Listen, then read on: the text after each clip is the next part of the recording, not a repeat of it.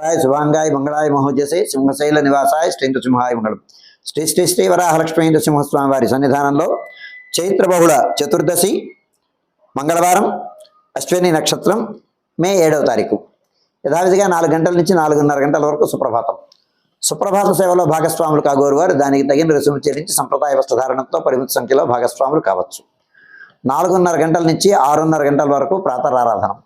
ప్రాతరారాధనలో భాగస్వాములు కాగోరు వారు దానికి తగిన రుసుము చెల్లించి సంప్రదాయ వస్త్రధారణంతో పరిమిత సంఖ్యలో భాగస్వాములు కావచ్చు.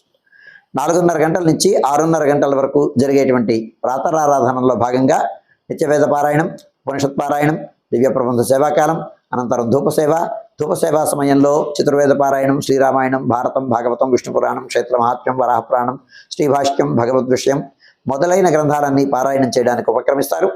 అనంతరం బాలభోగ నివేదనం అయిన తర్వాత నిత్యహోమం, బలిహరణం అయిన తర్వాత మంగళాశాస్త్రం, శాతమరగోష్ఠి, తీర్థ వినియోగం అయిన తర్వాత చుట్టు సన్నిధుల్లో మంగళాశాస్త్రం పూర్తి చేసుకున్న తర్వాత సుమారు 6:30 గంటల నుంచి సర్వదర్శనం ఆరంభమవుతుంది. 7:30 గంటలకు సహస్రనామార్చనం, 8:30 గంటలకు అర్జిత గరుడ సేవ, 9:30 గంటలకు అర్జిత నిత్య కళ్యాణం ఆరంభమవుతాయి. ఆయా సేవల్లో భాగస్వాములు కాగోరు వారు ఆయా సేవలకు తగిన రుసుము చెల్లించి సంప్రదాయ వస్త్రధారణంతో పరిమిత సంఖ్యలో భాగస్వాములు కావచ్చు. 11:30 గంటల నుంచి 12:15 వరకు మహానివేదనం, రాజభోగ నివేదనం. ఈ సమయంలో భక్తుల యొక్క దర్శనములు నిలుపుదల చేయడం జరుగుతుంది. మధ్యాహ్నం 12:15 నుంచి 2:30 గంటల వరకు సర్వదర్శనం, 2:30 గంటల నుంచి 3 గంటల వరకు మధ్యాహ్న విరామం. ఈ సమయంలో భక్తుల యొక్క దర్శనములు నిలుపుదల చేయడం జరుగుతుంది. మధ్యాహ్నం 3 గంటల నుంచి రాత్రి 7 గంటల వరకు సర్వదర్శనం. రాత్రి 7 గంటల నుంచి 8:30 గంటల వరకు రాత్రి ఆరాధనం. రాత్రి ఆరాధనలో భాగస్వాములు కాగోరు వారు దానికి తగిన రుసుము చెల్లించి సంప్రదాయ వస్త్రధారణంతో పరిమిత సంఖ్యలో భాగస్వాములు కావచ్చు.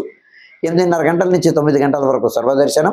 9 గంటలకు ఏకాంత సేవ కవాట బంధనంతో ఈనాటి కార్యక్రమం సుసంపన్నమవుతుంది.